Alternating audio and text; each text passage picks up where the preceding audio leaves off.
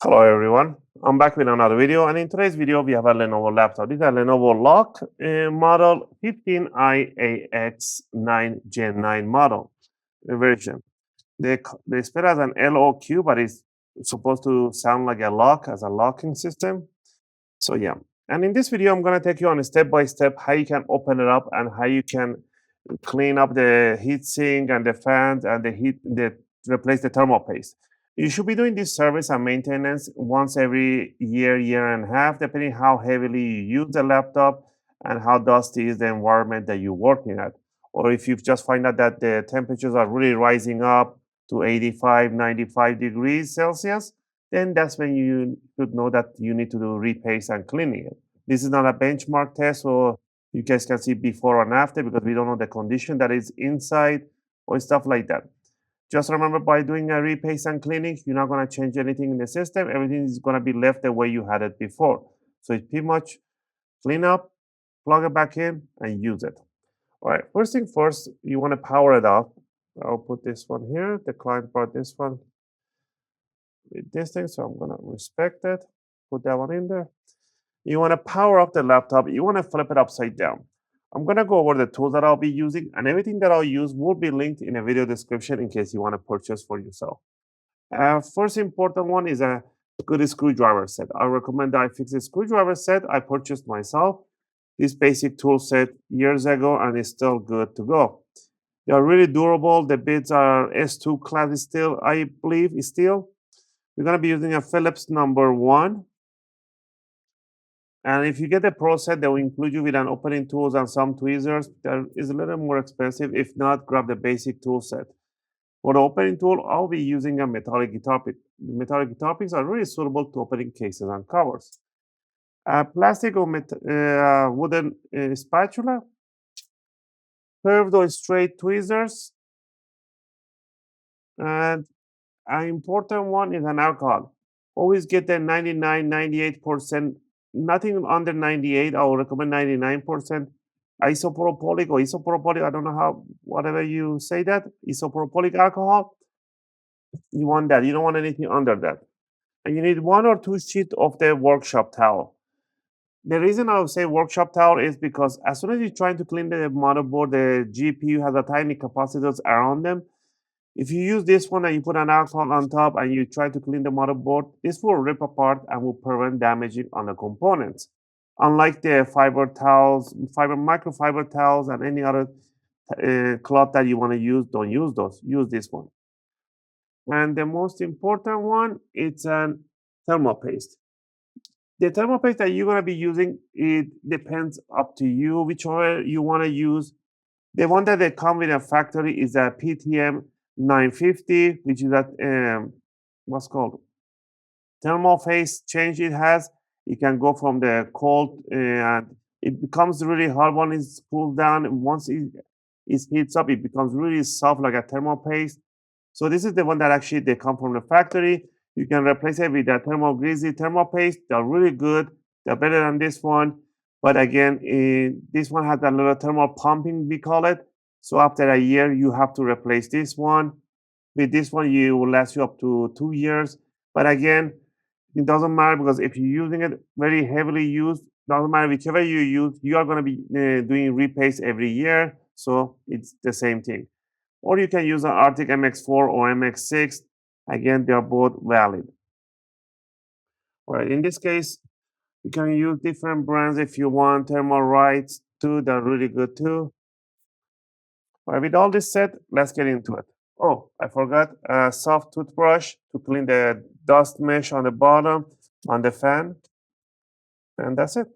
All right, there's a whole bunch of screws on the bottom of the case, so we're going to remove them. There's 2 sets of screws, the short screws, which are in the front end of the laptop. These are 4 of them. And there is the long screws on the side, on the back corner, on the back mid. So go ahead and remove all the screws and keep them in a separate pile so you don't mix match them. Also, if you guys like my videos, if you find my videos helpful and helping you guys out, you can support the channel by clicking the like and subscribe. I'll greatly appreciate it. All right, these are the short screws. Now we're going to go with the long screws.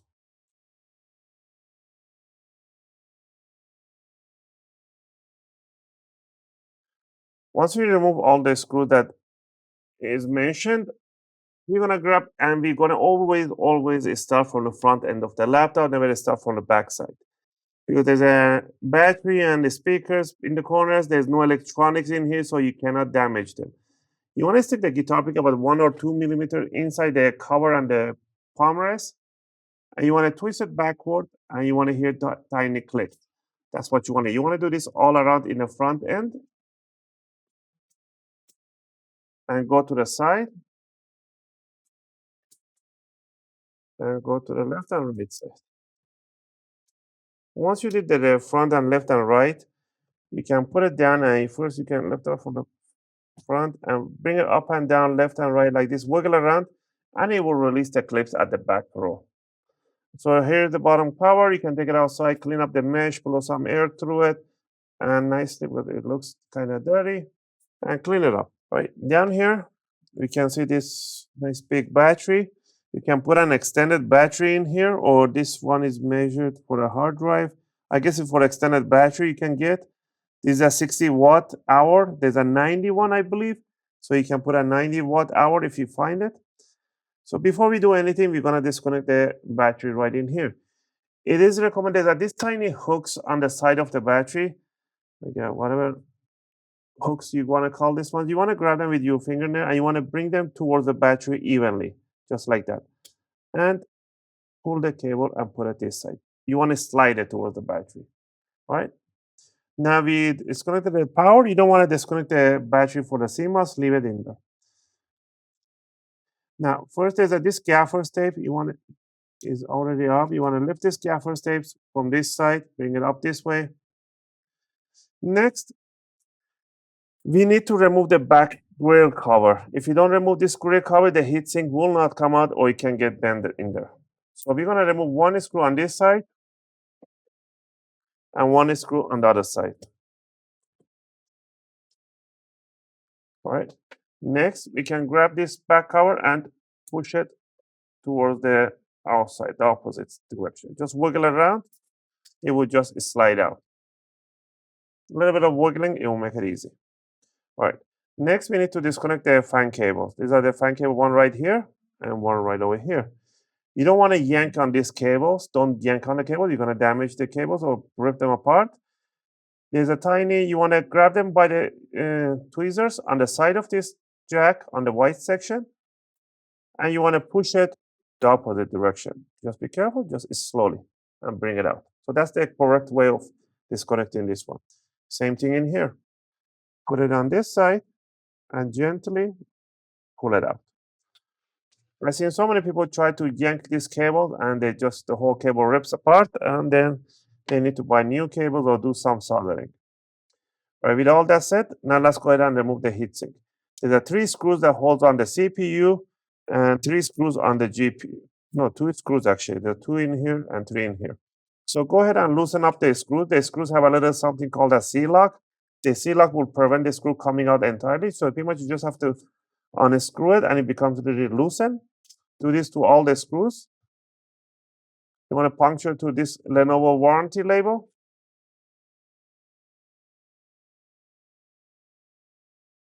Now we need to disconnect one screw for the fan right in here,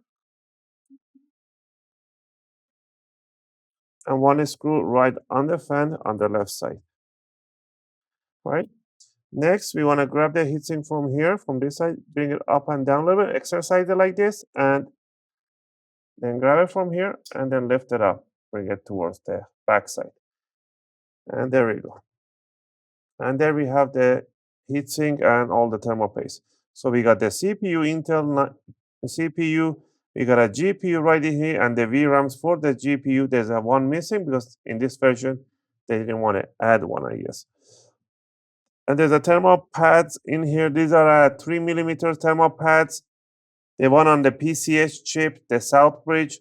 This one is an 1mm, a 1mm thermal pad for the PCH chip, a 3mm thermal pad, and this one is actually a 2mm thermal pad, and this one right in here a 3mm, and this one it's 1mm and 1mm.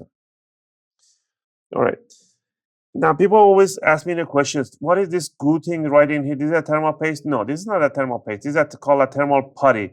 So you can actually collect the thermal putty, you can bring it over the chip, or you can just push it right in the front. This thermal putty looks nice and dry, but it is the way that it is, because once it heats up, it just becomes more mushy. So you don't want to touch it. Just leave it the way it is. Okay. But if you do want to replace it, you can just scrub it with a plastic spatula. Just scrub it. You don't have to go crazy about it. And purchase yourself a thermal putty. It becomes just like any putty type. You can just grab a goop from here, put a tiny ball in the middle, and it will get it squeezed down and it will spread around. Don't use thermal pad. Don't use thermal paste instead of thermal putty. Always use a putty when it's supposed to be used. We're gonna clean up and repaste this GPU and the CPU. We can see it is kind of nicely and dried out because this is a PTM paste. So we're gonna scrub it up with a plastic, obviously, not with a metallic object. We're gonna scrub the in here too. We're gonna grab these big, huge chunks.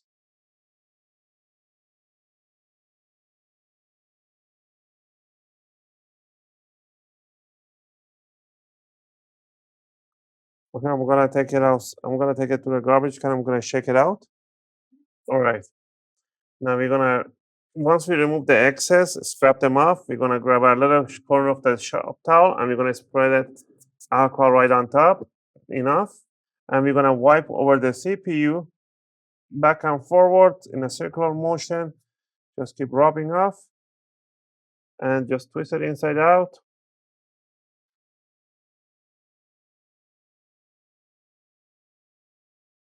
And there we go. Use a dry part to do a second pass. Make sure it's nice and clean. You're gonna do the same thing on the GPU. Grab a little corner.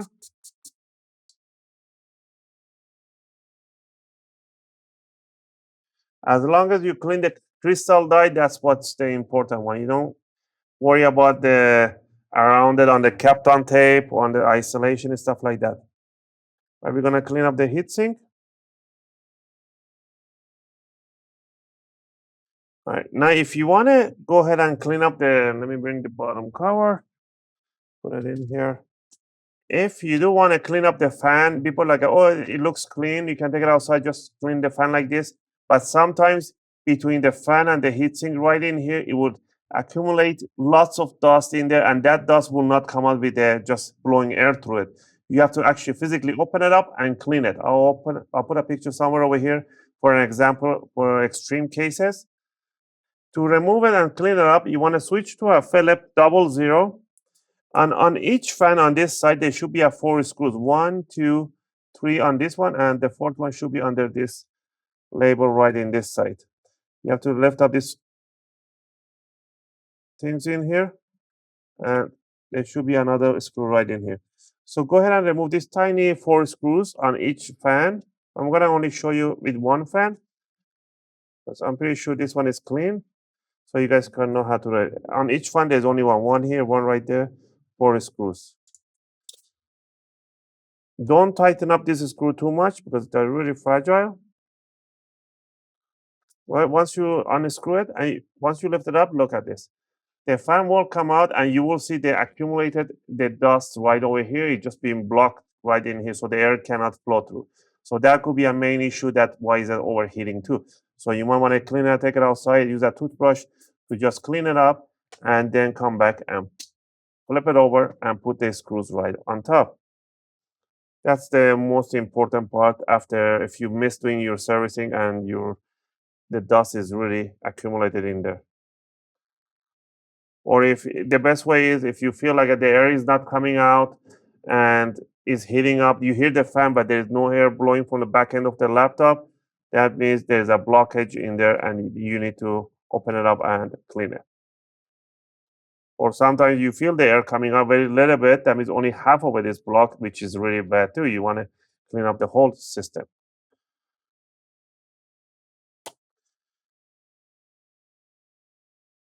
All right, now what are we gonna do here? We're gonna put the thermal paste. In this case, client is asking me to put this thermal paste. We do whatever the client is asking us. So we're going to put a one line of the thermal paste over here and one big drop in the middle right in here. Okay. So that's how much the thermal paste you want to put. Next, you want to grab the heatsink. There's a tiny earlobe in here for the heatsink. So I know it has to go right over here on the other side. So it has to come from there to here. So we're going to bring it from there to here and drop it down and make sure the screw holes are matching. And we're going to switch to a Phillips number 1. And we're going to tighten up the screws. This one doesn't matter how you start. It's a triangle, so it doesn't matter if you go left and right. There's a tiny numbers on the screws, but as long as you tighten up whichever way you want, the thermal paste will spread around. But if you want to be really precise, go with this 1, 2, 3, 4, 5. Again, it's kind of triangle. All right. Once you got that one in, the most important one, put the fan in, fan connector, because people always forget the fan connector and they have to open it again. You slide them inside the connector and push them all the way in. Grab the back cover grill and you want to slide it inward, bring it in, and it makes a tiny click sound sometimes. This one is not making, they should. And first put the 2 screws on the fan, one on each fan. And put the screws on the back grill cover. I call it a grill cover or faceplate. And one screw on the other side. Now, this is a gaffer's tape with a metallic connector, so it's just for a EST, for a static discharge. Is not important. Nothing will happen. Once you're done with that, double check, make sure everything is in place. The fans are really loose and spinning fine. The connectors, the heatsink is in place. These cables are not getting pinched or anything. You want to grab the connector for the battery and you want it evenly first align it in front of the jack and then push it inside the connector. Next, once you're done with that, you want to grab the bottom cover. You want to put it on top. You want to squeeze the front end. You want to hear those click sounds, the side, those nice click sounds that you want to hear. On the back, pinch them together. It makes nice click sounds. And once you're done with that, all you need to do is to put the short screws in the front end of the laptop and the long screws all over the rest of the laptop. Again, I hope you guys like this video and helped you guys out to do your own service and cleaning for your Lenovo LOQ 15IAX9 model. If you have any question or requests, feel free to leave them in a video comment. I'll try to answer them as soon as I can. As always, thanks for watching, and I'll see you guys in my next video. I'm just going to finish up putting up the bottom screws, and we are going to power on the laptop. For those people that say that it will not power on, so I'm just going to put 2 screws to not make this video longer.